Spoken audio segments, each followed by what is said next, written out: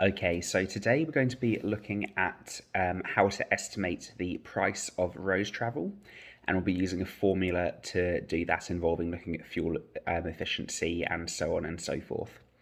So when you start getting towards the stage of planning road trips, you need to be able to get an approximate pricing of how much this will cost you.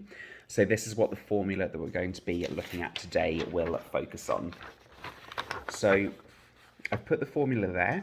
So the formula we use is to find out the litres of fuel that we consume.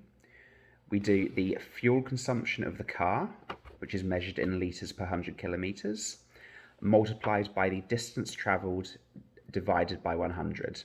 So doing this formula will tell you how much petrol or diesel you are using on your journey.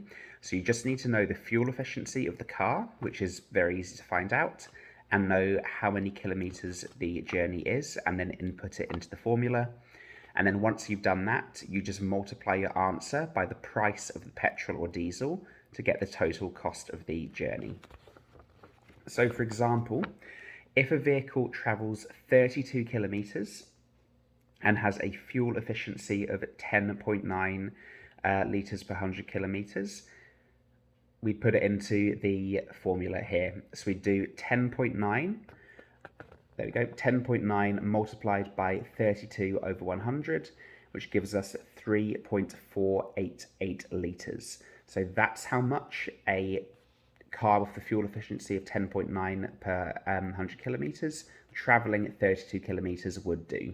Okay, so we just compare the formula up there to the data from the example here. I just input it and that gives me the answer. But this is only telling me how much fuel is being used. It's not telling me how much this costs. So let's say the fuel costs $1.60 per litre. I just multiply it by that, and that tells me the journey in total is costing $5.58. Okay, so once you've worked out your answer, you multiply that by the price of fuel. In the questions you'll look at today, it'll probably tell you the price of fuel, so just do what it says there.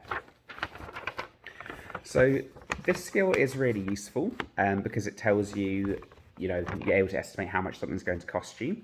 But just be aware that it is only an estimate. There are a few things that can affect how much affect the fuel efficiency. So that includes things like traffic. If you're stopping and starting a lot, that brings down the fuel efficiency a little bit. Includes how loaded the car is. So if you're traveling with lots of people or lots of luggage or both, the fuel efficiency you'll use a lot more fuel. It includes whether the windows are open. That changes the aerodynamics of the car, so that can increase the fuel you use. And even the weather. The weather can have an impact on the efficiency of the car. So the answers you get are only an estimate, but they're a pretty reliable estimate. So remember, for these questions that you're looking at, all you do is read the information given to you, find the fuel efficiency and find how far it's going, put that into the formula here and use that to calculate the answers.